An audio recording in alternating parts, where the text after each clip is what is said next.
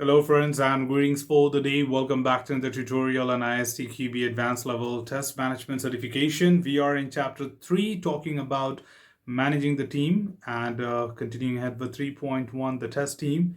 And shall be looking forward to the last subsegment of this segment, that is 3.1.6 motivating or demotivating factors for a test team in certain situations.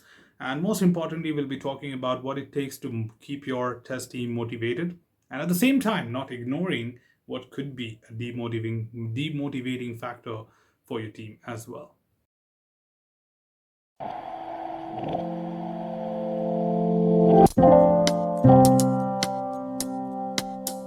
So as soon as you become a test manager, it becomes your very much important responsibility that you'll take care of your team members, and at the same time you do recognize them for all their efforts and work which they perform. Indeed, sometimes it's just not that we have achieved some goals or certain targets, but at the same time keeping them highly motivated is very important. But more than motivating someone, it is also very much important for a test manager to keep an eye on any such activity, any such things which are happening around with the team, which could be a demotivating factor. And that's where we're talking about both the sides of it, how to keep your team motivated, but at the same time not ignoring the demotivating factors for the team. So to start with the very first segment, we're talking about how to keep your team motivated, which are very straightforward and simple. Satisfied and motivated test team members increase productivity and performance and therefore have a significant impact on the success of the projects. When this is achieved, cross-training takes place informally. The test team members can manage their own workload and the test management has more time to deal with external issues. The motivation hygiene theory distinguishes between motivators and the very much hygiene factors. So indeed, I think that makes a very clear statement that when we keep our team motivated, they really feel happy about it. They get appreciated for their work and they can look forward to take care of their work themselves. Being manager, you would be more available for any other factors to deal with. So that is where it becomes very crucial to talk about over a period of time, appreciating the people work, like giving them some kind of recognition, assigning them as extra work. Yeah, sometimes people see this extra work or responsibility as a headache for the individual, but why would I assign you something extra? Because you are capable of handling more, or you can do something beyond others' capability. So let's look at the activities or options which we can talk about motivation. So of course, motivators are perceived consciously and can lead to growth and satisfaction, and this can include recognition and appreciation for the work done, increase responsibility and autonomy. Please mind this point. This is a very common point where most of the people go wrong. Increase responsibility and autonomy. Increase responsibility, people see this as overhead or headache, or someone who says that why would I be appreciated by that?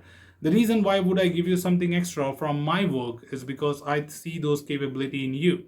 And that's the reason I'm giving you. And given that I'm doing it, I'm appreciating your work, right? Same way, autonomy. Autonomy simply means that when I let you do your own work, manage your own work, this is autonomy, and this is more of like a motivator and appreciation, not something that I'm pushing you out of the team. You can do whatever you want. No. If I let you decide your work every day, that means I trust you. I'm appreciating that you have the skills. The point number 3 here, interesting, meaningful, and challenging tasks that the test team members perceive as attainable and at the same time worth striving for, which is the selection and introduction of new tools for the test automation and professional advancement and development, which is certainly from time to time development of the experienced tester to a test manager or a test process owner, like giving them increments, promoting them, and giving them more better designations could all be considered as a motivating factor. So it becomes very crucial and important for the test manager to understand what it takes. Now, these are some of the pointers which are mentioned here, but if you get into detail, even offering a pat on the back or giving them star of the month or star of the quarter awards, any such recognition, or just shouting out loud their name in the front of the team could be an element to motivate someone.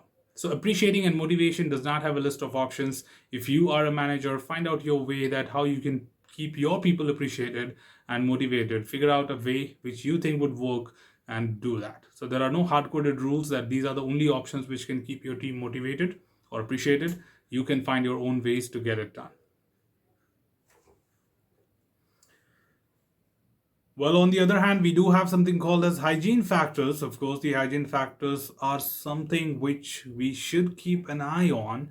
They do not add any value to appreciation or motivation, but if ignored, that certainly can become a demotivating factor. So this demotivation part is being discussed as hygiene factors. So let's quickly check this out. When we talk about hygiene factors, they are usually taken for granted. Fulfilling them does not automatically lead to greater satisfaction, but if missing, they can have a demotivating effect on the test team members. For example, appropriate remuneration, which is in terms of market salary, paying overtime, and good social benefits. Now, that pretty much makes sense. Same way, appreciative personal, policy, and management style, pleasant working condition, which includes unambiguous specification, mature test objects, adequately fixed defects, appropriate workplace, a stable test environment, safety as an existential need, and good interpersonal relationship. If you see all of these pointers, they all mean just one thing, that is, if I just give them a good appreciative policies for the people to work in an organization, if I give them something as a good culture, if them give some kind of social events at the same time, like probably a get together over the weekend or maybe a quarterly catch up outside the office, having some kind of fun time together with all the team members is not something to motivate them. But just not doing that could sometimes turn them around and could be a demotivating factor, because people will then think that this organization only talks about work, doesn't have anything to deal with social, no celebrations, no fun activities, etc. And that's the reason I think your HRs have been pressurized to do some fun activities every Friday. So that's what we mean by hygiene factors. They do not add direct value to motivation, but if not done, they can be a demotivating factor for the team and their engagement with the organization. Finally, to add here, of course, consequently, test teams should continuously eliminate demotivating factors and at the same time create and strengthen the motivating factors, which certainly compiles this all together to help you understand that being a manager, you're responsible for both.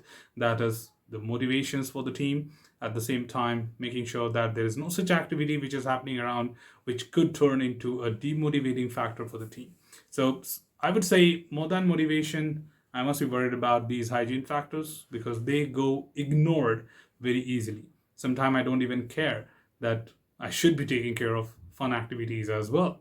And that is where, sometimes we just, lose some of our good skills and good resources, and maybe they don't like the environment which they work on.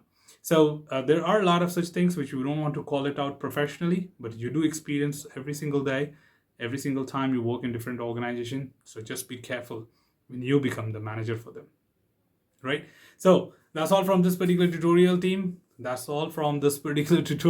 Should you have anything else, feel free to comment below. I'm always there to address your queries and answer them well.